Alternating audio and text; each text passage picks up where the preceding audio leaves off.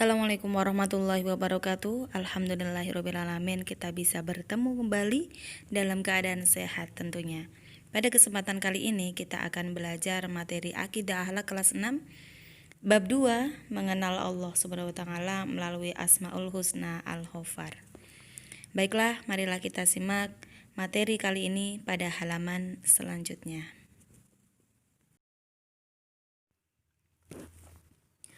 Al-Ghaffar berasal dari fi'il madhi dari kata ghaffaro yang berarti menutupi.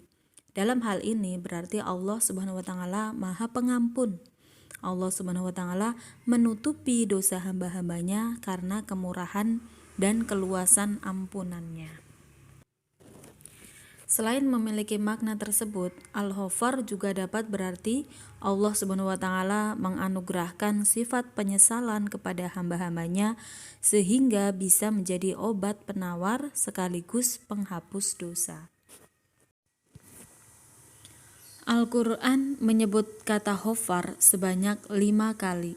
3 kali berdiri sendiri, seperti pada Quran surat An-Nuh ayat 10, Allah berfirman, Bismillahirrahmanirrahim, Fakultustaghfiru rabbakum innahu kana ghaffara, yang artinya, maka aku berkata kepada mereka, mohonlah ampunan kepada Tuhanmu, sungguh Dia Maha Pengampun. Sedangkan 2 kali lainnya dirangkai setelah penyebutan sifat dan nama indah lainnya, yaitu Al-Aziz. Tahukah kalian apa itu dosa? Dosa adalah kegelapan. Dosa adalah sesuatu yang mengganggu pikiran dan hati. Bagian dari tanda bahwa kita melakukan perbuatan dosa adalah perasaan tidak tenang dan selalu merasa bersalah.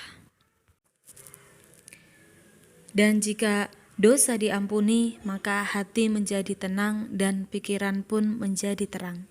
Karena ketika itulah Allah Subhanahu wa taala berarti telah mengobati seseorang yang sedang risau hatinya karena dosa-dosa yang dilakukannya. Dan jika dosa diampuni, Allah pun akan menutupi kesalahan atau aib kita agar tidak diketahui oleh orang lain. Sebagai contoh, ada seorang pelajar yang sudah melakukan kecurangan saat ujian, yaitu mencontek.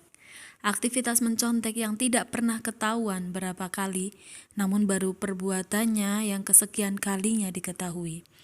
Ketika ia melakukan kecurangan tersebut, pertama kali Allah Subhanahu wa taala masih menutupi rahasianya itu. Yang kedua kalinya pun Allah masih menutupi. Boleh jadi pada kesempatan itulah Allah masih memberikan kesempatan baginya untuk bertaubat dan berhenti dari perbuatan buruknya itu. Namun ketika ia melakukan yang ketiga kalinya, Allah Subhanahu wa taala bukakan rahasianya itu di hadapan gurunya sehingga kecurangan tersebut terbongkar dan dia pun mendapatkan hukuman. Ketika Allah Subhanahu wa taala menutupi keburukan kita, adalah kesempatan bagi kita untuk memperbaiki diri. Ketika Allah Subhanahu wa taala tutupi dosa-dosa kita, adalah kesempatan bagi kita untuk bertaubat. Dan ketika Allah Subhanahu wa taala tutupi kesedihan kita, adalah kesempatan bagi kita untuk tidak berputus asa terhadap pertolongannya. Allah Subhanahu wa taala memerintahkan manusia untuk meneladani sifat Al-Ghaffar atau pengampun yang dimiliki Allah. Dan beberapa cara untuk meneladani sifat Al-Ghaffarnya Allah diantaranya adalah: yang pertama adalah dengan memaafkan orang-orang yang pernah menyakiti dan berbuat kesalahan kepada kita, sebagaimana Allah selalu memaafkan dan mengampuni semua dosa-dosa hambanya. Yang kedua adalah dengan menghilangkan kebencian dan dendam dalam hati, karena sifat tersebut sama sekali tidak dimiliki dan tidak diridhoi oleh Allah.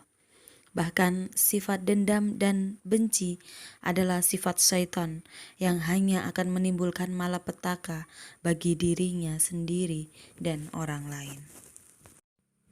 Yang ketiga adalah menghindarkan diri dari berprasangka buruk atau suudzon kepada orang lain. Cara meneladani sifat al-ghafar Allah yang keempat adalah tidak mencari-cari kesalahan orang lain.